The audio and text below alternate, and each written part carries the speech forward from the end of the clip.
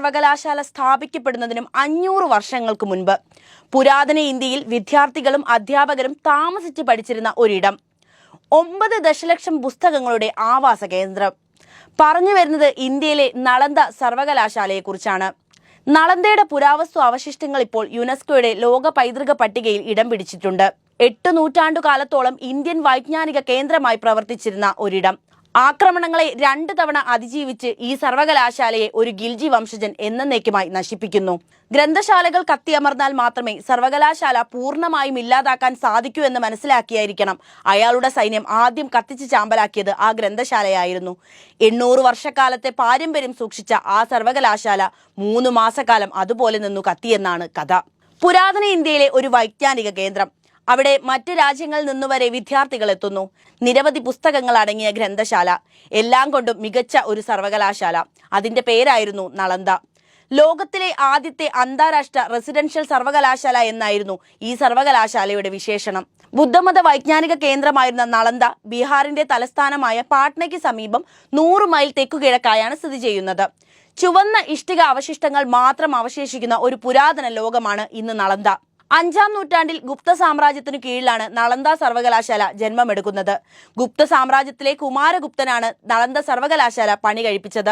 ലോകമെമ്പാടുമുള്ള 2000-ഓളം അധ്യാപകരും 10,000-ഓളം വിദ്യാർത്ഥികളും ഇവിടെ താമസിച്ചായിരുന്നു പഠനം നടത്തിയത്. 427 മുതൽ 1197 വരെയുള്ള 800 വർഷക്കാലമായിരുന്നു നളന്ദയുടെ സുവർണ കാലഘട്ടം. വലിയ കവാടവും ഉയർന്ന മതിലുകളാൽ തിരിച്ച വലിയ ഭൂമിയായിരുന്നു നളന്ദ സർവകലാശാല സ്ഥിതി ചെയ്തത്. ആയിരക്കണക്കിന് ഗ്രന്ഥങ്ങൾ സൂക്ഷിച്ച 9 നിലയുള്ള കെട്ടിടമായിരുന്നു നളന്ദയുടെ ലൈബ്രറി. 100 പ്രഭാഷണശാലകൾ ഉണ്ടായിരുന്ന നളന്ദയിൽ ഏതാണ്ട് 10,000 വിദ്യാർത്ഥികൾ ഒരേ സമയം പഠിച്ചിരുന്നു. 12 വർഷത്തെ പാഠ്യപദ്ധതിയായിരുന്നു ഇവിടെ ഉണ്ടായിരുന്നത്. ഇത് തീർത്തും സൗജന്യവുമായിരുന്നു. വിദ്യാഭ്യാസത്തിന്റെ പ്രാധാന്യം മനസ്സിലാക്കിയ ജനത ഈ സർവകലാശാലയ്ക്ക് വേണ്ട ധനസഹായം നൽകാൻ തയ്യാറായിരുന്നു. 7-ാം നൂറ്റാണ്ടിൽ ഇന്ത്യ സന്ദർശിച്ച ചൈനീസ് സഞ്ചാരിയായ ഷ്വാൻ തുസാങ് നളന്ദയിലെത്തുകയും ഇവിടെ പഠിക്കുകയും ചെയ്തിരുന്നു. അദ്ദേഹം നളന്ദയെപ്പറ്റി ഇങ്ങനെ അഭിപ്രായപ്പെട്ടു: അത്യധികം കഴിവും ബുദ്ധിശാലികളുമായിരുന്നു ഇവിടുത്തെ അധ്യാപകർ. അവർ ബുദ്ധന്റെ ഉപദേശങ്ങളെ പിന്തുടർന്നു. കർശനമായ നിയമങ്ങളായിരുന്നു അവിടെ നടപ്പിലാക്കിയിരുന്നത്. ഏവരും അത് പാലിച്ചു പോന്നിരുന്നു. പകൽ സമയം മുഴുവൻ നളന്ദ ചർച്ചകളിൽ മുഴുകി. ചെറുപ്പക്കാരും മുതിർന്നവരും പരസ്പരം സഹായിച്ചു. വിവിധ നഗരങ്ങളിൽ നിന്നുള്ള അഭ്യസ്തവിദ്യരായ ജനങ്ങൾ തങ്ങളുടെ പ്രശ്നങ്ങൾക്ക് പരിഹാരം തേടുന്നതിനായി നളന്ദയിലെത്തിയിരുന്നു. പുതിയ ആളുകൾ സർവകലാശാലയിലേക്ക് കടക്കണമെങ്കിൽ കാവൽക്കാരൻ ചോദിക്കുന്ന ചോദ്യത്തിന് ഉത്തരം നൽകണം. അത് അത്ര എളുപ്പമുള്ള ചോദ്യങ്ങളായിരിക്കില്ല. ഇതിന് ഉത്തരം നൽകാൻ സാധിക്കുന്നവർക്ക് മാത്രമേ അകത്തേക്ക് പ്രവേശനം അനുവദിക്കുകയുള്ളൂ. ബുദ്ധ സന്യാസ സർവകലാശാല സ്ഥാപിച്ച ഗുപ്ത സാമ്രാജ്യത്തിലെ രാജാക്കന്മാർ ഭക്തരായ ഹിന്ദുക്കളായിരുന്നു. എന്നാൽ ബുദ്ധമതത്തോടും അക്കാലത്തെ വളർന്നു വന്ന ബുദ്ധമത ഭൗതിക ആവേശത്തോടും ദാർശനിക രചനകളോടും അനുഭാവവും സ്വീകാര്യതയും ഉള്ളവരായിരുന്നു അന്നത്തെ ഭരണാധികാരികൾ. അവരുടെ ഭരണത്തിന് കീഴിൽ വികസിച്ച ലിബറൽ സംസ്കാരമാണ് നളന്ദയെ വളർത്തിയത്. ആയുർവേദമായിരുന്നു നളന്ദയിലെ പ്രധാന വിഷയം. പ്രാചീന ഭാരതീയ ചികിത്സാ സമ്പ്രദായമായിരുന്നു ഇവിടെ വ്യാപകമായി പഠിപ്പിച്ചിരുന്നത്. വിദ്യാഭ്യാസം കഴിഞ്ഞവരിൽ പലരും ഇന്ത്യയുടെ മറ്റു ഭാഗങ്ങളിലേക്ക് കുടിയേറുകയും ചെയ്തു. ഇവിടെ നിർമ്മിച്ച സ്റ്റെക്കോ വിദ്യ തായ്ലാന്റിലെ കലയെ വളരെയധികം സ്വാധീനിച്ചിട്ടുണ്ട്. നളന്ദയിൽ നിന്ന് രൂപപ്പെട്ട ലോഹകല ഇവിടെ നിന്ന് ടിബറ്റിലേക്കും മലയൻ ഉപദ്വീപുകളിലേക്കും കുടിയേറിയിട്ടുണ്ട്.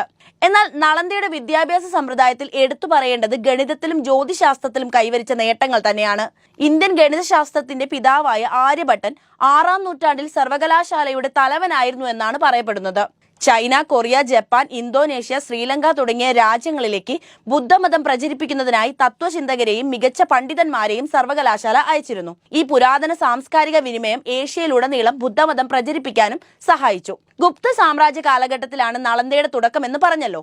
പാലാ സാമ്രാജ്യത്തിലെ ഭരണാധികാരികളുടെ പിന്തുണയോടെ നളന്ദ അഭിവൃദ്ധി പ്രാപിക്കുകയായിരുന്നു. ബംഗാൾ മേഖലയിലാകെ പടർന്ന പാലാ സാമ്രാജ്യത്തിന്റെ പതനത്തോടെയാണ് നളന്ദയും നശിച്ചു തുടങ്ങുന്നത്. ബംഗാൾ ഗിൽജി രാജവംശത്തിന്റെ സ്ഥാപകനായിരുന്ന മുഹമ്മദ് ബക്തിയാർ ഗിൽജിയുടെ പടയോട്ടക്കാലത്താണ് നളന്ദ ആക്രമിക്കപ്പെടുന്നത്. 1190കളുടെ തുടക്കം. Turco Afghan military general Bakhtiyar ഗിൽജിയുടെ നേതൃത്വത്തിലുള്ള അധിനിവേശ സംഘം സർവകലാശാലയ്ക്ക് അരികിലെത്തി. ഇന്ത്യയുടെ വടക്കും കിഴക്കും കീഴടക്കിയപ്പോൾ ബുദ്ധമത വിജ്ഞാന കേന്ദ്രത്തെ മാത്രം ഒഴിവാക്കാൻ തോന്നിയില്ല. അധികാരം പൂർണ്ണ രൂപത്തിലെത്തിക്കാനായി ആ വൈജ്ഞാനിക സ്ഥലം നശിപ്പിക്കണമെന്ന് അദ്ദേഹം ഉറപ്പിച്ചു. വിശാലമായി കിടന്ന ആ സർവകലാശാലയ്ക്ക് മുകളിലേക്ക് തീയെറിഞ്ഞു. 9 നിലയുള്ള ഗ്രന്ഥശാലയടക്കം തീയിൽ വെന്ത് നീറാൻ തുടങ്ങി. അന്ന് ഗിൽജി കൊളുത്തിയ തീ അടുത്ത 3 മാസം കത്തിയെന്നാണ് ചരിത്രം പറയുന്നത്. അത്രത്തോളം കത്തിത്തീരാനുണ്ടായിരുന്നു ആ സർവകലാശാല. നളന്ദയ്ക്കെതിരെ നടന്ന ആദ്യത്തെ ആക്രമണമായിരുന്നില്ല അത്.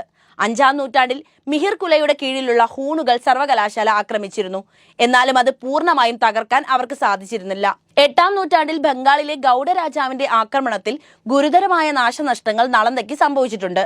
ഖിൽജിയുടെ വരവോടെ നളന്ദ ഭൂതകാലത്തിലേക്ക് മാറുകയായിരുന്നു. നളന്ദയുടെ പതനത്തിനു ശേഷം ഏകദേശം 6 നൂറ്റാണ്ടുകൾക്ക് ശേഷം സർ ഫ്രാൻസിസ് ബുക്കാനനാണ് ഈ സ്ഥലം ആദ്യമായി കണ്ടെത്തി റിപ്പോർട്ട് ചെയ്യുന്നത്. 1915 മുതൽ 1937 വരെയും 1974 മുതൽ 1982 വരെയും ആർക്കിയോളജിക്കൽ സർവേ ഓഫ് ഇന്ത്യ ഈ സ്ഥലം ഖനനം ചെയ്തിട്ടുണ്ട്. 8 നൂറ്റാണ്ടുകൾക്കപ്പുറമുള്ള ഇന്ത്യയുടെ വൈജ്ഞാനിക ചരിത്രമായിരുന്നു ആ ഖനനത്തിലൂടെ അവർ കണ്ടെടുത്തത്. വീഡിയോ ഇഷ്ടപ്പെട്ടാൽ ലൈക്ക് ചെയ്യാനും ഷെയർ ചെയ്യാനും ശ്രദ്ധിക്കുമല്ലോ.